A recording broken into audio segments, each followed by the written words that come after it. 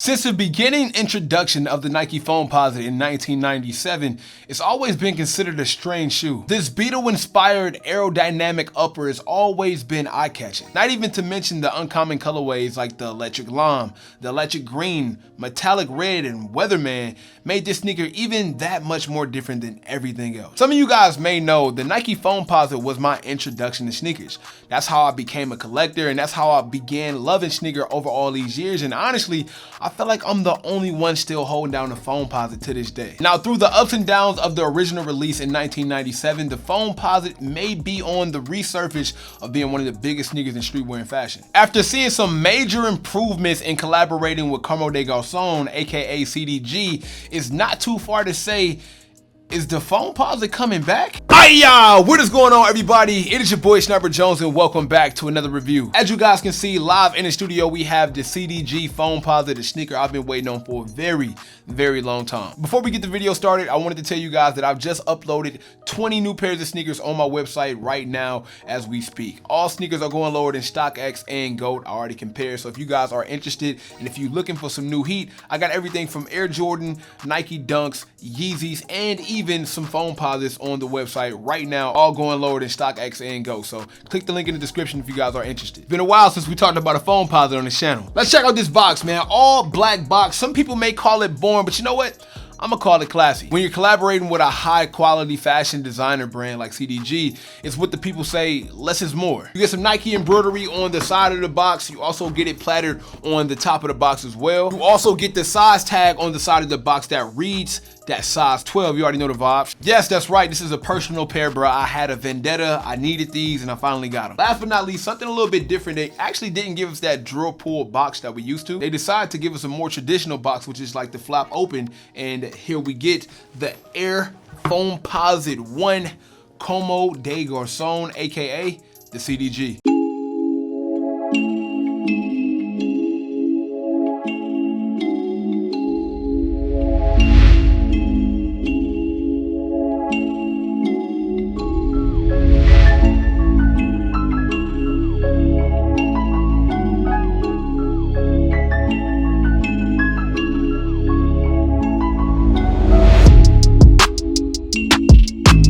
Colorway on this sneaker is Summit White, and judging by the lights in this room, it might be kind of hard to see on camera. I'm not gonna lie to you, so I definitely will be throwing up a lot of B-roll for y'all to kind of get a hold of these. The CDG Foamposite dropped Paris Fashion Week, which they revealed this sneaker and another sneaker, a part of their fall-winter collection. Now, as I said, this release came in two different colorways, one being the black colorway and the other one being this all-white colorway. Now, guys, I really actually like the black pair. When it came to picking which sneaker I was gonna buy, I had no idea. I liked both, so I took to Instagram, I put it on my story, and I allowed you guys to pick what sneaker that I was gonna buy. By the way, if you don't follow me over on Instagram, then make sure you do, because I do a lot of videos like that where I try to incorporate the audience. Now, the votes was very close, man. I think like 53% of you guys said the white pair, and even though I did buy the white pair, I had my doubts because, as you see, it could have a lot of downfalls. One of the biggest downfalls that you can probably notice is an all-white sneaker is practically almost impossible to stay clean, especially when the opposite is all black, where you can pretty much wear it as much as you want. But I think my situation is a little bit different, all right? I own over 150 pairs of sneakers. With that being said, this won't be in my rotation to the point where they're gonna look beat up and ugly. I just have to pick and choose my spots when I'm wearing these for sure. No rainy days, no muddy days, and I think I'll be fine. But the white colorway popped way more than the black pair to me.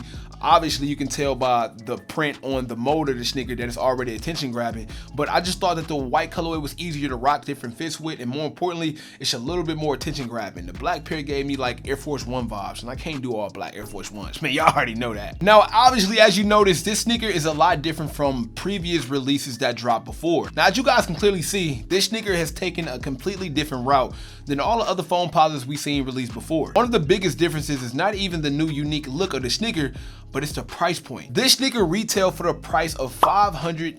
$420, which is insane for a Foamposite. I say before a Foamposite because they're already historically known to be an expensive sneaker. Dating back to 1997 when this sneaker originally released, it was already the most expensive sneaker on the market. Now currently the Foamposite retails for $250, but as I told you, this bad baby was $520. Not to mention that I wasn't even able to buy these for retail, so I had to buy them for resale on top of a $520 price point.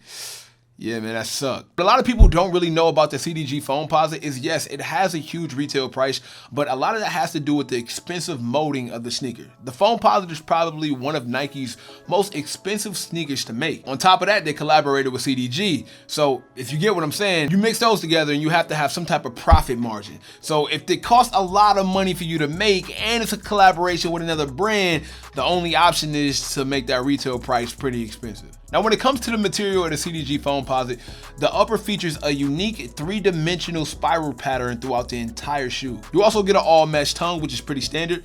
You also see the air printed in bold right there on the tongue. Can't forget that they gave us some leather on this Foamposite, even though, to be honest, man, it's not worth $420. The leather that they put on the sneaker is actually a letdown. If I'm paying $520 retail for a sneaker, I'm only hoping that the leather on the sneaker has to be some type of good. Like, this leather's kind of cheap, I'm not gonna lie. They did decide to cheap out on quality, but it is what it is, man. I bought these to kind of push the notion forward that Foamposites are back on the map. I don't regret buying these, but I will say the leather quality is pretty bad. It also has the Como des Garcons logo on the back of the leather as well, printed in bold. You get carbon fiber plates on both sides. And last but not least, you get this all white rubber outsole. I'm being honest with you guys, I guess the question is, when did the Foamposite really fall off? It's funny because from years 2009 to 2012, Foamposite gained massive momentum with drops like the cough drop and the eggplant. Not to mention how hype actually came for the Foamposite back in February 2012 when they released that Galaxy Foamposite One that we all know and love. To make it even worse, they even later teamed up with Supreme to drop two different sneakers with the same graphic pattern back in 2014, and it had me wondering like, yo, when did this shoe fall off? And in my opinion, I believe that the Nike Foamposite pretty much fell off when they got too in love with the graphic print.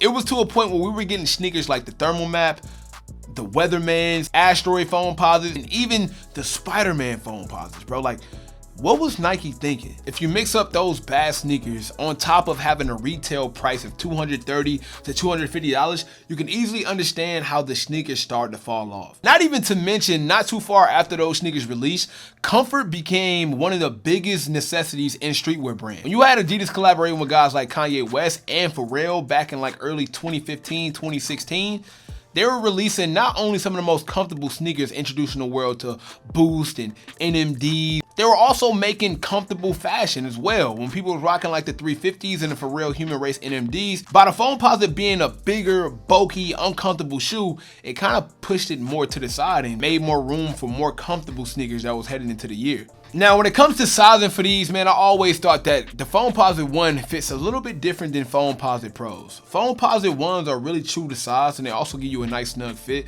Compared to a Foamposite Pro, which is like a little bit more bulky, a little bit more wider.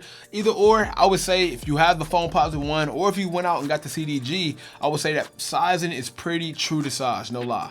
Also, I do want to mention that the insole that they put inside is pretty much different from the standard insoles that come in general release sneakers, and that does add a lot of extra comfortability when it comes to rocking these shoes. Even though I got these late, man, it's still a great pickup for me, and also it's a great year for me to bring in the year 2022. Comment down below, guys. Let me know what you think about my newest pickup, the CDG Foamposite. Did I pay too much? Am I tripping? Is the Foamposite actually coming back? All these things, please let me know down below in the comment section. I appreciate y'all for watching as always. It is your boy Sniper Jones. You know I cannot leave without saying everybody want to be famous, but we're really putting in that work though.